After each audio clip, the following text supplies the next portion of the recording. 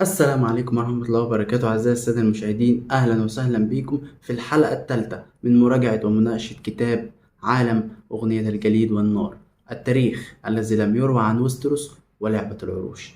في الحلقة اللي فاتت، الحلقة التانية، اتكلمنا فيها عن خطر قدوم البشر الأوائل إلى قارة ويستروس. اتكلمنا فيها عن البشر الأوائل وإزاي جم قارة ويستروس، وإيه علاقتهم كانت مع أطفال الغابة، وإزاي عاشوا مع أطفال الغابة. اتكلمنا كل ده في الحلقة اللي فاتت، فلو انت ما شفتش الحلقة تقدر ترجع وتشوفها، هتظهر لك دلوقتي فوق. مع نهاية الحلقة اتكلمنا عن الميثاق أو العهد اللي اتعامل ما بين أطفال الغابة، ومع بداية هذا الميثاق انتهى عصر الفجر، ومع نهايته يأتي عصر وهو عصر الأبطال. بسم الله الرحمن الرحيم. وبنتكلم النهاردة عن عصر الأبطال. واستمر عصر الأبطال آلاف السنين، حيث قامت الممالك وسقطت، وتأسست المنازل النبيلة وتلاشت. الحكايات اللي موجودة عن عصر الأبطال كتبها الستونات والمايسترات، اللي كتبوا عن الأيام دي بعد آلاف ومرور آلاف السنين. في عصر الأبطال، وعكس عصر الفجر،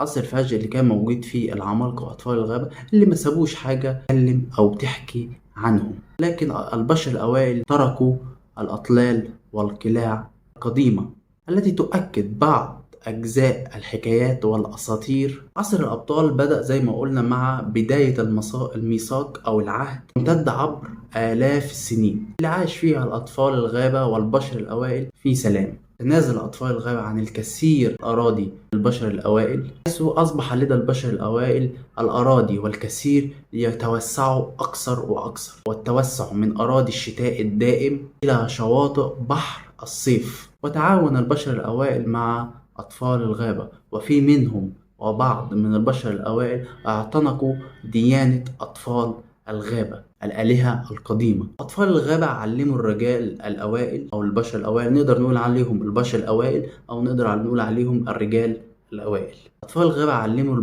البشر الأوائل بعض من أساليبهم، مثل طريقة استخدام الغربان أو إرسال الرسائل لمسافات بعيدة. لكن مش كل الرجال الأوائل اعتنقوا ديانة أطفال الغابة. في اللي فضل على ديانته، مثل سكان جزر الحديد الذين يعبدون إله الغرق، وكذلك سكان جزيرة الإخوات يؤمنون بإله السماء والأمواج.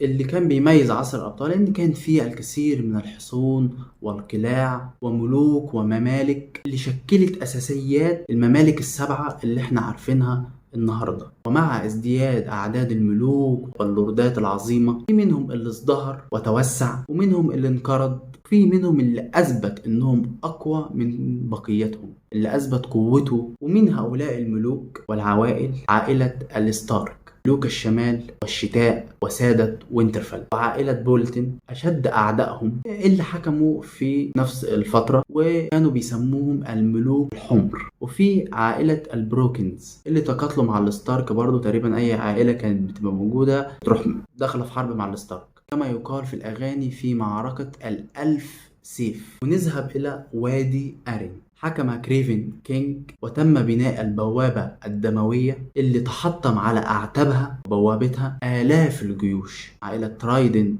وأراضي النهر، عوائل البراكنز والبلاك وود، يعني شفناهم في هاوس اوف ذا دراجون، بيدوروا على أي منكش كده بينهم عشان يخشوا في حرب مع بعض. اللي حكموا ملوك أراضي الأنهار والتلال، وخاضوا الكثير من المعارك مع بعض، لدرجة إن هم بيقولوا إن من كتر الحروب اللي خدوها والمعارك اللي بيخدوها نسيوا السبب الرئيسي اللي خلاهم يتحاربوا مع بعض. إنهم في البدايات كانوا مع بعض وبيحاربوا مع بعض، دلوقتي بيتحاربوا ضد بعض. لكن بعيد بقى عن الممالك والملوك، منهم أبطال هذا العصر. هي الشخصيات العظيمة اللي عاشوا فيها هم الرجال والنساء. وإن الرجال الأوائل كانوا بيستخدموا لغة النقوش، إن هم كانوا بينقشوا على الحيطة ويرسموا على الحيطان، زي ما شفنا في جيم اوف ثرونز لما دينيريس وجون سنو نزلوا حتة كده أو دخلوا كابوا كده في دراجون ستون وشافوا الرسومات عن الوايت ووكرز والليلة الطويلة، واللي رسم الرسومات والنقوش دي هم الرجال الأوائل. لكن بيتقال إن رموزهم دي ضاعت مع الزمن، وإن المعلومات دي بيتم تناقلها من جيل إلى جيل. عن طريق القصص والأغاني، لكن في البعض منها بيعتبرها أنها قصص وخيال. وبعض هذه القصص بترجع بينا بالزمن إلى 1000 سنة. في الشمال عاش براندون البناء، براندون ستارك، ووفقا للأسطورة إن براندون البناء هو من قام ببناء الجدار بمساعدة العمالقة وأطفال الغابة. تم بناء الجدار بعد حرب الفجر ضد الوايت ووكرز، وهو اللي قام ببناء قلعة وينترفيل. وتزعم حكايات من أراضي العاصفة أو أرض العاصفة إن براندون بناء ساعد في بناء قلعة ستورم إند، هنجيلها قدام نتكلم عليها، وأيضا بناء البرج العالي في أولد تاون، وهو اللي أسس عائلة الستارك، وإن هو أول ملك الشمال. هو اللي بنى قلعة وينترفيل، يعني هو بنى وينترفيل وبنى الجدار وأسس عائلة الستارك وملك الشمال. ومن قصص الشمال هنذهب إلى قصص الغرب، حيث إن في رجل عاش يدعى أو لان الذكي. طبعا لان الذكي ده يختلف في نسبه الكثير، منهم اللي بيقول إن هو ابن غير شرعي، وفي اللي بيقول إن هو ابن لفورس الثعلب ابنة غارس جرين هاند. لكن أشهر القصص إنه تظاهر إنه ابن جارس جرين هاند ذات نفسه، لأن جارس جرين هاند كان عنده أطفال كتير جدا، فهو تظاهر إن هو واحد منهم. قصة لان الذكي ده مع قلعة كاستري روك، أشهر القصص بتقول إن هو لقى ممر ضيق كده في القلعة ودخل منها القلعة. وكان بيعمل إيه بقى؟ كان بيهوس في الظلام، كان بيتكلم في الليل من غير ما حد يشوفه، وكان بيهمس، يعني بيتكلم في ودن الناس وهي نايمة بالتهديد، يعني كان بأصوات صغيرة كده كان بيهمس في ودانهم ويهددهم. كان بيسرق الذهب من غرفة أخ ويحطه في غرفة الأخ التاني، يعني كان بيوقع اخوات في بعض. واستمر في الخداع والألعاب اللي كان بيعملها في القلعة دي حتى خطته نجحت، وإن العائلة اللي كانت عايشة في قلعة كاستري روك خلعت. طبعا خلعت لأنهم ظنوا إن القلعة مسكونة بالشياطين والعفاريت والكلام ده. وطبعا سيطر لان على القلعة، ومن هنا تأسست عائلة مين لانستر. يعني عائلة اللانستر اتأسست بالغش والخداع والهبل اللي عمله ده. ننتقل من قصة لان الذكي إلى الأراضي الخضراء، أراضي الريتش. تواجد ملك أسطوري آخر والعديد من العوائل انحدر من سلالته، وهو جارس جرين هاند، الشخص اللي اتكلمنا عليه من شوية ان لان كان يتظاهر ان هو ابنه. كان جارس يرتدي تاج من الزهور، ويقال ان هو اول من علم الرجال الاوائل الزراعة والحصاد. وبعض القصص، في قصص بتقول ان هو يملك ايد خضراء وشعر اخضر وجلد اخضر، وان هو يملك قرون، عنده قرون مثل قرون الظبي.